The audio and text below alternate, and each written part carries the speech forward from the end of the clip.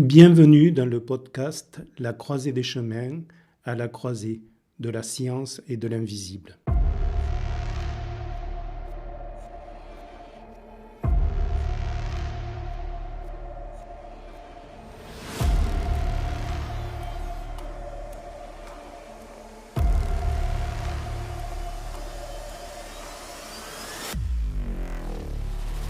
Je m'appelle Franck Jean-Pierre Marty.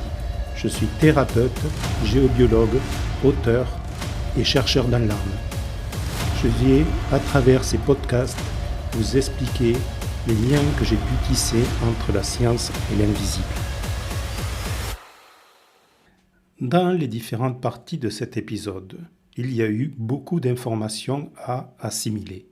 Il m'est difficile de revenir sur tous les points importants. Bonus, épisode 15, quatrième et dernière partie. Je voulais revenir sur le voyage hors du corps et sur le champ d'information qui sert de support au voyage. J'ai beaucoup utilisé le champ d'information des lieux, mais j'ai aussi fait des voyages sur d'autres supports, comme les arbres, la musique, les objets, par exemple. Pour les voyages hors du corps, je m'intéresse au point actif sur le plan spirituel du lieu. Ma lecture utilise le référentiel de la page 42 du livre Structure vibratoire.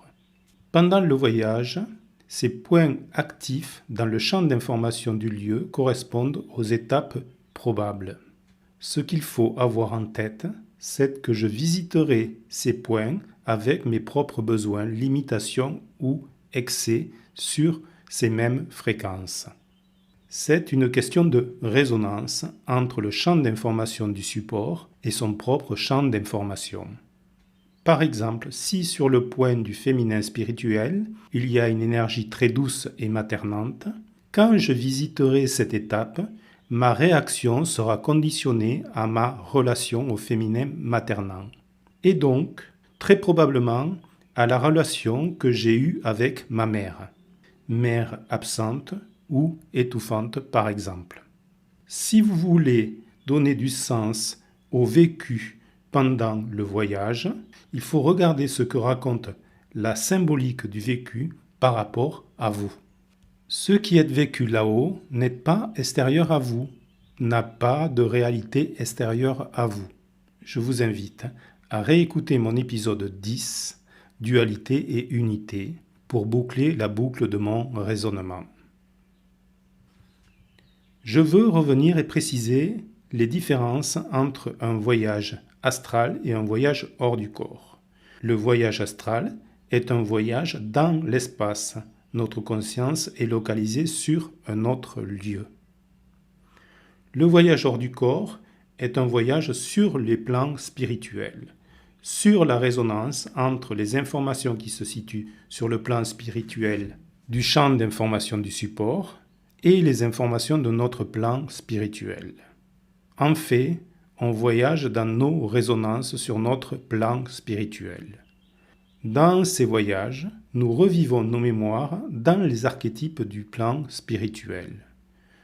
Nous nous retrouvons face à nos potentialités et donc face à des futurs possibles.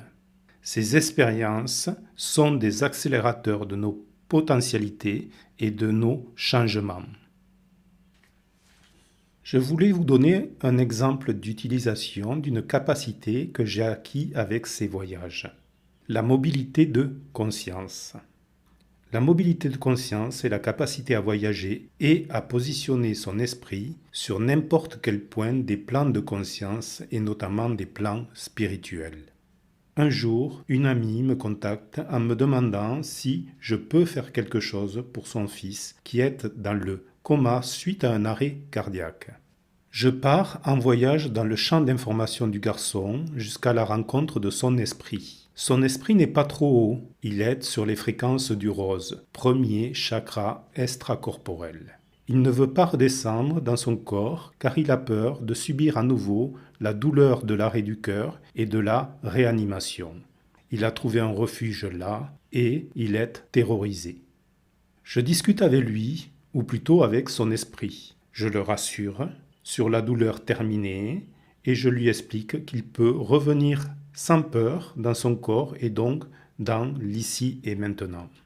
Je reviens de ce voyage à la rencontre de l'esprit de son fils. Je dis à sa maman qu'il reviendra dans son corps d'ici quelques heures et, effectivement, dans le créneau horaire donné, il sort de son coma. Et la première chose qu'il dit à sa mère, c'est qu'il m'a vu.